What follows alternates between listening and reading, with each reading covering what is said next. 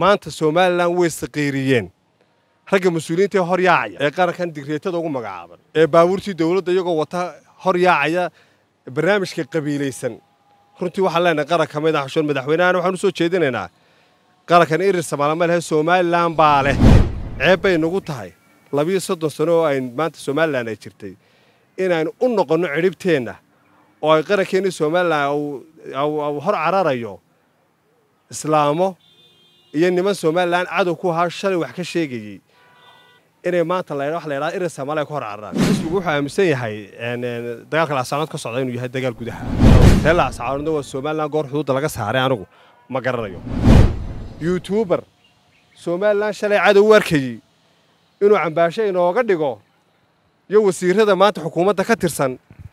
ee madaxweyne Muuse marka irir Soomaaliland garaacayo hoos jooga in moralkooda lagu ciyaaro miyaan dhageysanaa oo waxaan u qaadanaa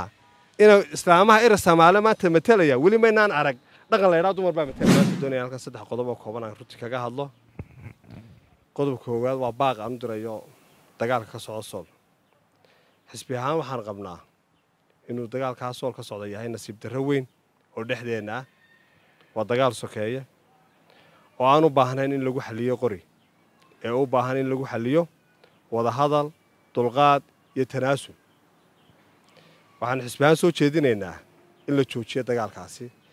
bil Ramadaan mar ku jirnaa waa yaami khayrka lahaa dhiigga islaamka ee daadanaya runtii dambi weyn ayuu ku yahay mas'uuliyiinta qaranka iyo cidda hawsha abaabulisaba waan ka xunnahay waxaan mar labaad iyo mar saddexaad ku baaqanaa in Ramadaan la xushmeeyo wax wada laanshaha la xushmeeyo wada dhalashada la xushmeeyo Somalilandnimada la xushmeeyo la isku tanaasulo qodobka labaad ee ka hadlayana waxa weeye Somaliland waxa halka ku soo gaadhay ee lagu aasaasay ee wax lagu wada yeeshay beelo kala duwan ba Somaliland dega waxay beelahaas ku heshiiyeen inay Somaliland wada aasaastaan bariya galbeed iyo candha dhaxaba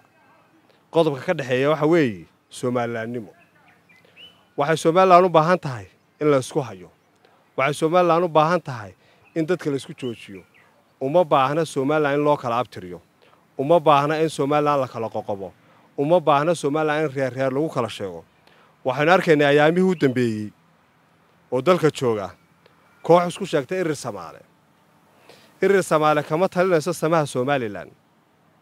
ceeb bay nagu tahay 32 sano oo ay maanta Somaliland ay jirtay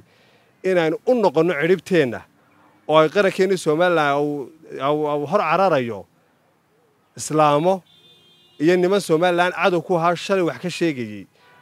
oo dadkaan aan wax wada leenahay wax ka sheegayay inay maanta wax la yiraahdo irir Soomaaliland ku hor cararaan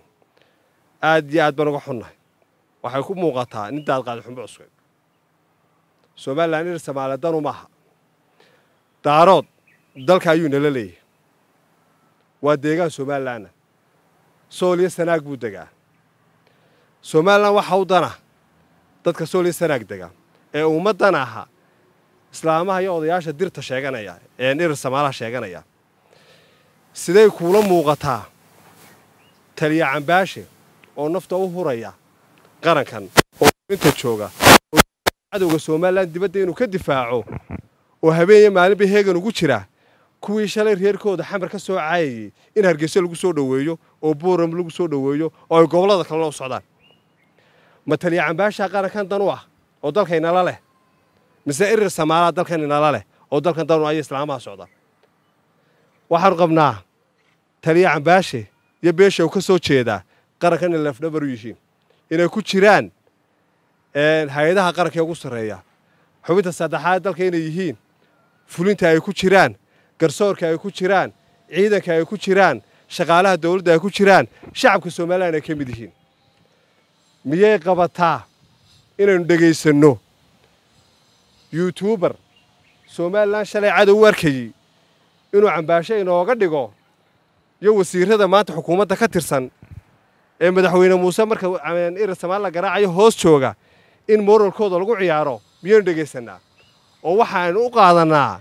in islaamaha irir Soomaaliland maanta matalaya wali ma inaan arag dhaqan la yiraahdo dumar baa matalaya maanta ka hor ma inaan arag qarankiina ceeb bay ku tahay Somaliland lafjab bay ku tahay sumcaddii aan iibinayna lafjab bay ku tahay maanta Somaliland way saqiiriyeen ragga mas'uuliyiinta hor yaacaya ee qarankan digreetada ugu magacaaban ee baabuurtii dawladda iyagoo wata hor yaacaya barnaamijka qabiilaysan runtii waxaan leenahay qaranka madaxweyne madaxweynaha waxaan u soo jeedinaynaa qarankan irir Soomaaliland Somaliland baa leh oo daarood iyo dir iyo cid walba isugu jirta lama kala qoqobi karo nusqaan bay madaxweyne kugu tahay adigoo qarankan fadhiyo hogaaminaya in maanta dadkaagii loo kala abtiriyo waxaan leenahay halka la joojiyo qodobka saddexaad ka hadlay waxa weeye wixii ku soo duulay cadawga dibadda Somaliland waxa wada leh oo wada lahaa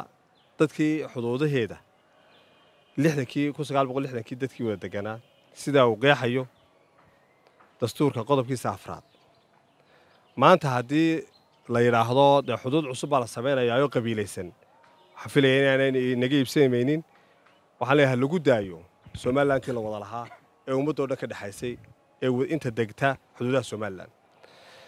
qodobka ku daray kale waxa weeye dadka ku soo duulay Somaliland ee dibadda kaga soo duulay runtii waxaan u aragnaa in cadow dibadda ay yihiin ciidamada qaranka waxaan ku garab taaganahay cid kasta oo ka soo duusha wixii Somaliland ka baxsan oo duulaan Somaliland ku soo qaado inay gacan bir ku qabtaan xisbi ahaanna waanu garab taaganahay waana waajib saaran ciidamada qaranka inay sugaan xuduudda Somaliland guud ahaan shacabka Somaliland xisbiyada qaranka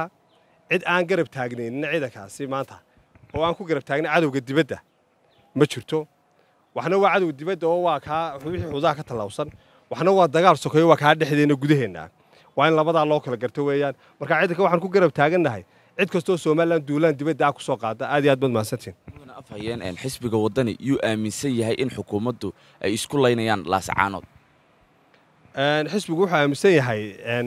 dagaalka laasacaanood ka socda inuu yahay dagaal gudaha oo laakiin ma waxaad iska indhatiraysan dagaalkan beelaysan ee la isku habar wacanaya ee deegaano badan ay ka soo qaybgalayaan miyaad ku tilmaamaysan dagaal gudaha horta dagaalka gudaha ka socda waa dagaalkii gudaha ee war reer laasacaanood waa Somaliland goor xuduudda laga saaray anigu ma garanayo dadka dibadda ka yimaada cid kastoo dibadda ka timaado waniga ku sheegayo waa cadow dibadeed baan u aqoonsanahay ma ogolin raalina kama nihin laakiin halku hawshu ka bilaabantay iyo dagaalku halku ka dhacay waa laasacaanood gudaheeda laasacaanoodna Somaliland kama baxsana cidda dibadda ka timidna waa in laga difaaca laasacaanood inta joogta wixii ka dhacayaana waa qalalaasa gudaha Somaliland ka jira sidoo madaxweynuhu sheegay markii hore ugu dambeyntii xisbigiina wadani dhaliisha idin dul saaran waxa weeye wadanku waxa uu leeyahay hadda laba xisbi mucaarado waa wadani iyo ucid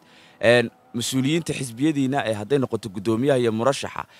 ka hadalka arrimaha ciidanka iyo taageeridda waxa idinkaga saameyn badatay xisbiga mucaaradka ucid idinku ka xisbi ahaan taageeridda ciidanka qaranka Somaliland taageerisaan ma hadalun baa ficilba la idinka ma hayo horta ciidanka waa labada xisbi horta waan taageernaa ciidanka sharaxayga madaxweynuhuna si fiican oo sharaf looga hadlayo qofku inuu gidaar taagnaado maalmo wax iska sheegan wax macno ku fadhidaa horta ma jirto anagu imikana waan ku cadeynaa horena waanu cadeyn anagu ciidanka qaranka waan ku garab taagnaa inay xuduudaha Somaliland sugaan waana ciidanka jamhuuriyadda ciidan cidana maaha ciidan cid lagu aaneeyana maaha ciidan xisbi lagu aaneeyana maaha marka xisbi ahaan waxaan qabnaa oonan ka shaqeynaa oonan runtii taageersanahay inay waajibkoodii runtii gudanayaan wixii dibadda amarka difaacayaan laakiin wixii gudaha ciidanku inay u dhibirsanaadaan weeyaan dadkooda u turaan